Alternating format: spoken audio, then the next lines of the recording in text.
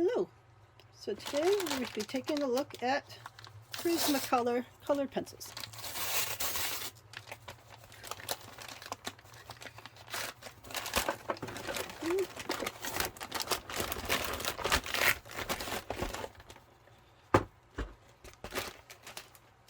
This is the 72 count set of colored pencils. They come in a nice tin. The tin shape, or not the shape, the design on it has changed over the years. The current model is a butterfly design. I apparently don't have sharp enough fingernails anymore to claw through this, so we will use a pencil to start the hole.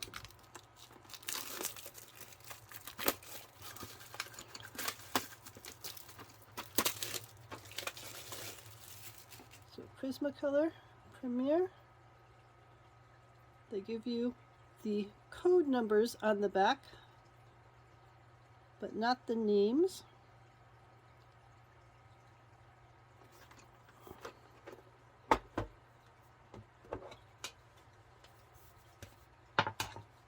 Let me zoom this in a little bit.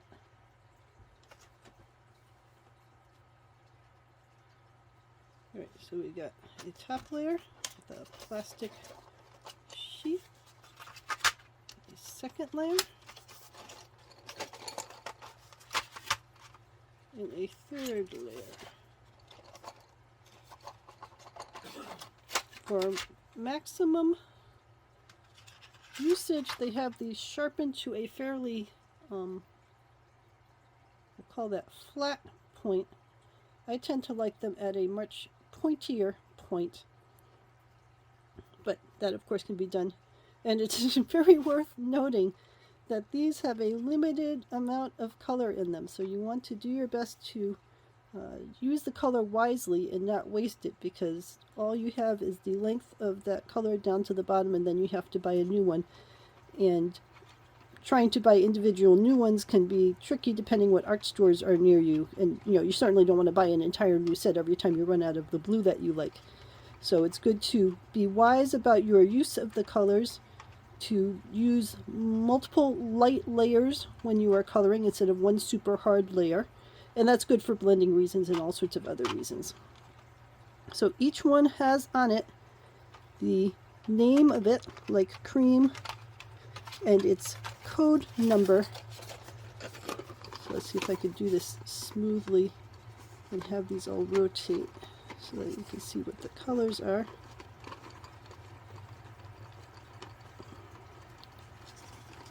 Alright, so we got the creams. Oh, this one's not rotated. Hold on. There we go, the yellow ochre. Right, so that's the first set. It's cream, yellow ochre, yellowed orange, pale vermilion, light peach, blush pink, carmine red, magenta, process red, lilac, ultramarine, peacock blue, light aqua, aquamarine, olive green,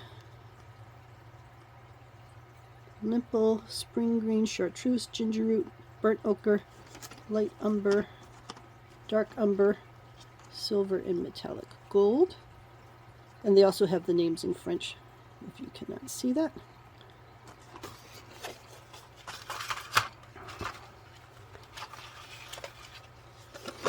This set.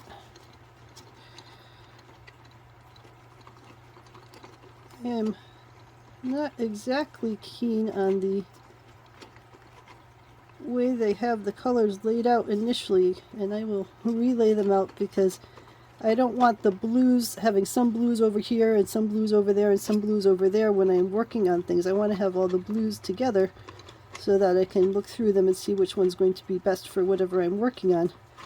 So that's something that every person will do when they get their sets of colors, is figure out how do they want to store them. Do they want to store them in this box?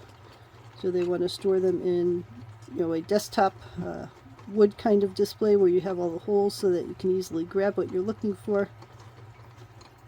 I would tend to have them out in the display unit and to have all the light colors together. Alright, so now we've got yellow chartreuse, lemon yellow sand, 30%, or is that a 20%?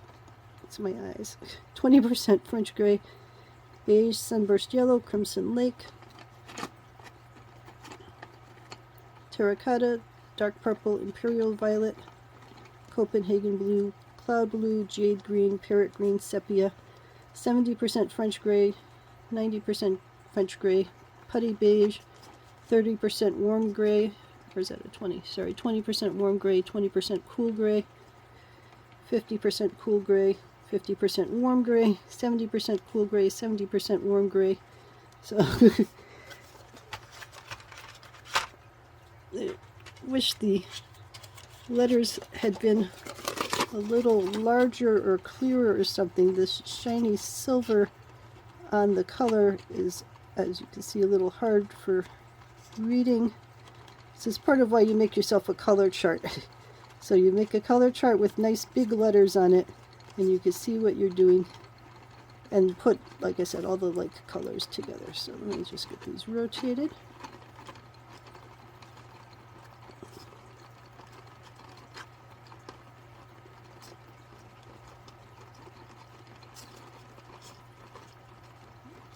Okay. It's like a rolling game. Right, here we got white, canary yellow, Spanish orange, goldenrod, orange, peach, pink, poppy red, crimson red, mulberry, parma violet. All the blues have rotated themselves. Violet, violet blue, indigo blue, true blue, light cerulean blue, true green, apple green, grass green, dark green, sienna brown, Tuscan red, dark brown, and black. Alright, so you can see what the colors we have are. One of the first things I recommend you doing is doing a color swap. I will be doing that next. And then test it out on the different kinds of papers that you like to use. I know printer paper is cheap, but it is super flat. It's meant to be flat, so when you send it through the printer and you're printing letters, that you can see the letters very crisply because it lays nicely on the flat paper. But the way colored pencils work is this pigment gets caught up in the nooks and crannies of the paper, especially if you want to do blending with lots of different colors. And that does not work well on something that is very flat. So you want to get, even cardstock would be better than flat printer paper, but if you can get mixed media or colored paper, colored pencil paper, or watercolor paper or something like that with a little bit of texture, that will be much better for you for any sorts of blending activities that you want to do. So let me know if you have any questions about the basics of the 72 color Premier set from PrismaColor, and then I will do some color charts up and you can see how this works on different types of paper.